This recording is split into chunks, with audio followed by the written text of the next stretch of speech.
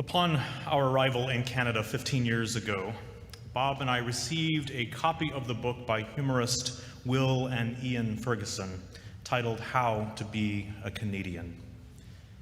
I took to heart the instructions, even though many of them are quite tongue-in-cheek and the stuff of our worst stereotypes. You know, the myth that we all love Timbits and that everyone has figured out how to have sex in a canoe. What stayed with me was the chapter on the multiple meanings of the seemingly simple word sorry. I learned, of course, that it can serve as a genuine apology, and that paradoxically, it can also be a terse deflection of blame or responsibility. Sorry. Simply a way of clearing the air and allowing everyone to move on from a moment of tension. I also learned that it can be used to basically, and I'm choosing my words very carefully here, to tell someone to get lost. Basically, the word can be used to cover a full spectrum of occasions conveyed by a certain tone of voice and the surrounding context. While the many meanings of the word sorry were foreign to me as an immigrant, the concept of a word or a phrase having different meanings in different situations was not. Which brings me to a staple phrase of my childhood spent in the southern part of the United States. The phrase so widely used there means at face value exactly what it says. Bless your heart. Bless you. May you be comforted in this moment.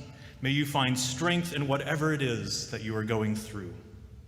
This meaning is not unlike the words of our centering music. May you be well. May you be at peace. But there are, as you may know or might imagine, other ways in which the phrase, bless your heart, can be used.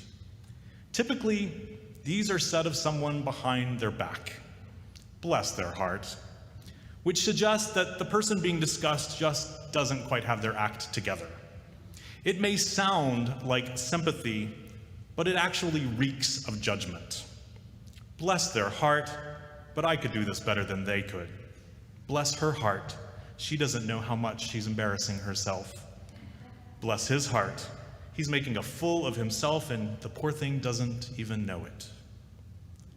The saccharine insincerity is in no way sweet, in no way kind or understanding or sympathetic.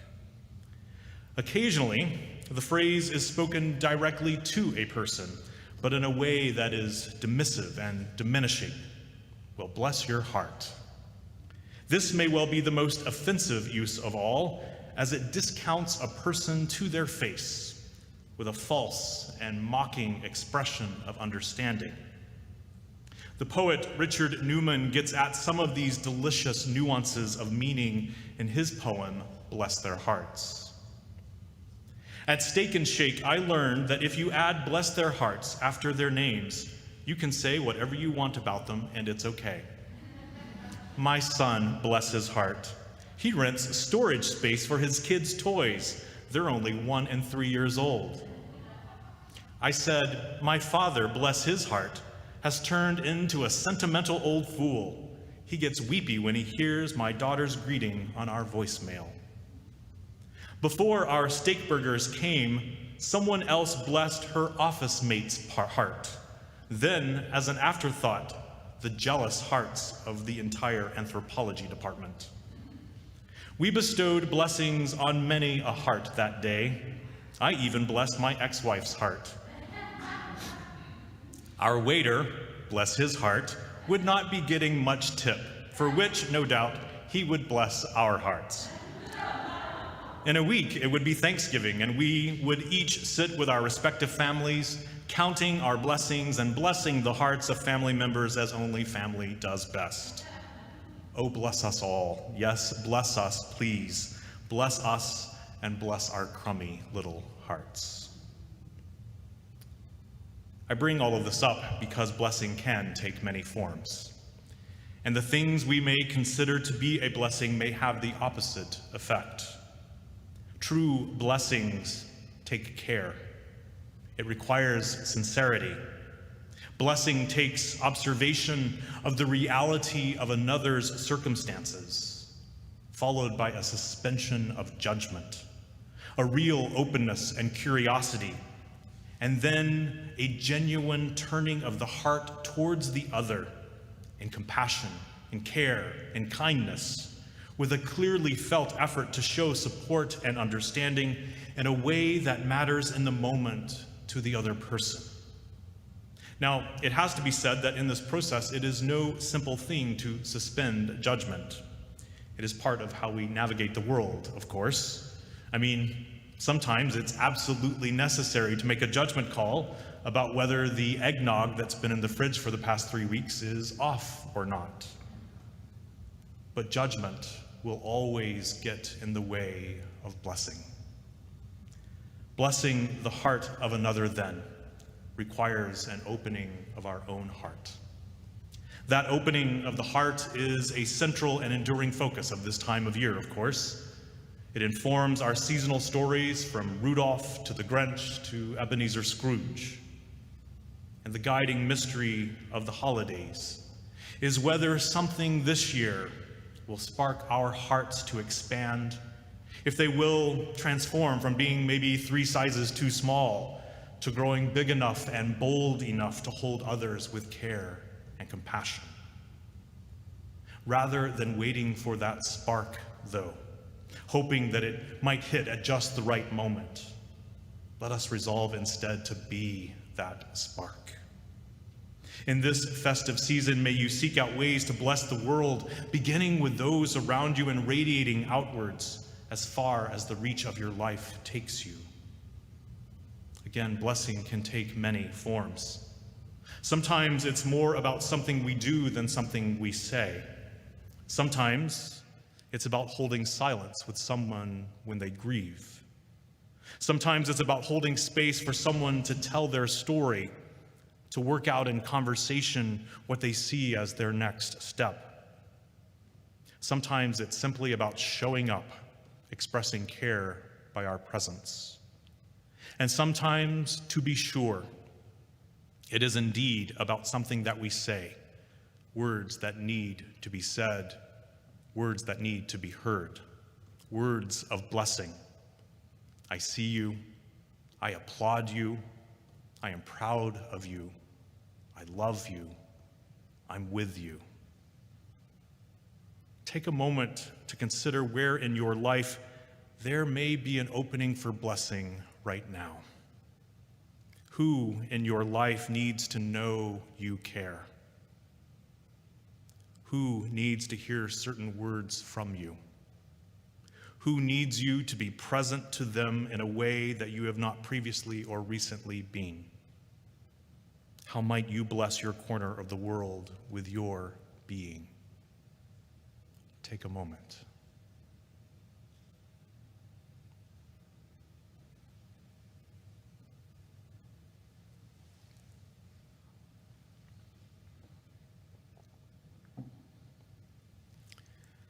In 1982, the great playwright Tennessee Williams, the author of A Streetcar Named Desire and A Cat on a Hot Tin Roof, found himself unexpectedly blessed.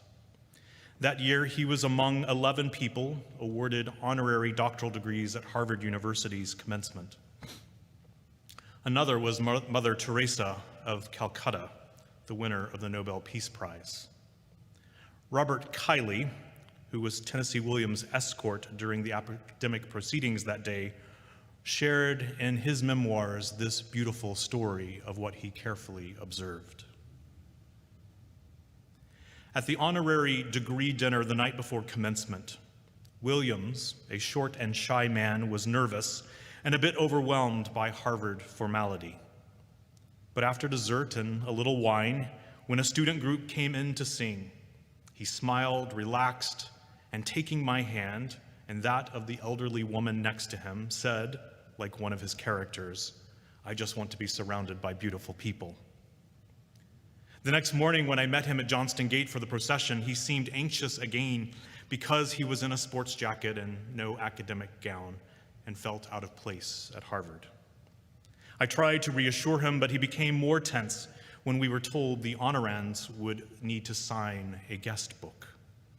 Inside the reception room, there was a whirl of red gowns and important people standing and chatting as if at a Cambridge cocktail party.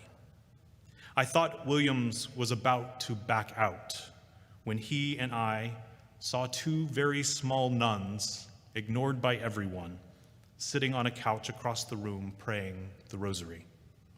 "My God," Williams whispered, grabbing my arm, "that's Mother Teresa." I had been on the honorary degree committee and knew she would be there, though she had not come to dinner the night before. Tennessee, he had become Tennessee by then, said, "Will you introduce me to her?" I told him that I did not know her, but yes, of course, that's what I was supposed to do, introduce everybody to everybody else. So over we went through the milling crowd of crimson, and I, in the strangest introduction I have ever made, said respectfully to the tiny, wrinkled nun, "Mother Teresa, this is Tennessee Williams." She looked up kindly, obviously having no idea who Tennessee Williams was. And then something extraordinary happened that I am almost positive no one else in the room saw. Tennessee fell to his knees and put his head on her lap. And she patted his head and blessed him. And for the rest of the day, he beamed. During the procession, he said to me, "Now I know why I came to Harvard today." Bless his heart. Bless her heart. Bless our hearts whenever a connection is made that transcends the everyday, that gives us access to the sacred bonds that bind each to all, that affirms in the deepest possible way all that is good in the world and in one another and in ourselves. Be it Mother Teresa blessing a gay writer from Mississippi, or St. Francis blessing a beautiful sow feeding her drift of piglets, or you reaching out with your heart and your hands to bless someone in your corner of the world. One need not be a saint to do the work of blessing. Arguably, most saints became such because they had a long habit of blessing long before they died and were beatified. One only needs to be attentive and courageous enough to be led by the heart in the moments that matter most, to offer words or actions that do the work of blessing. Unitarian Universalist minister Rebecca Parker has provided us with a powerful meditation on what it means to bless. So I leave you with her words. Your gifts, whatever you discover them to be, can be used to bless or curse the world. The mind's power, the strength of the hands, the reaches of the heart, the gift of speaking, listening, imagining, seeing, waiting. Any of these can serve to feed the hungry, bind up wounds, welcome the stranger, praise what is sacred, do the work of justice, or offer love. Any of these can draw down the prison door, hoard bread, abandon the poor, obscure what is holy, comply with injustice, or withhold love. So you must answer this question: what will you do with your gifts? Choose to bless the world. The choice to bless the world is more than an act of will, a moving forward into the world with the intention to do good.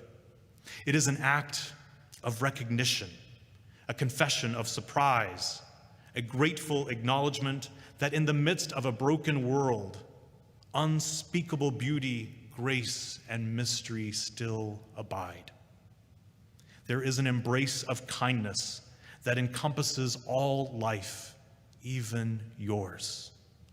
And while there is injustice, anesthetization, or evil, there moves a holy disturbance, a benevolent rage, a revolutionary love, protesting, urging, insisting that which is sacred will not be defiled. Those who bless the world live their life as a gesture of thanks for this beauty and for this rage. The choice to bless the world can take you into solitude to search for the sources of power and grace, wisdom, healing, and liberation. More, the choice will draw you into community, the endeavor shared, the heritage passed on, the companionship of struggle, the importance of keeping faith, the life of ritual and praise, the comfort of human friendship, the company of earth, the chorus of life welcoming you. None of us alone can save the world, but together, that is another possibility waiting. May we then be moved to bless the world around us, that we may in time count our own hearts blessed too. So may it be. Amen.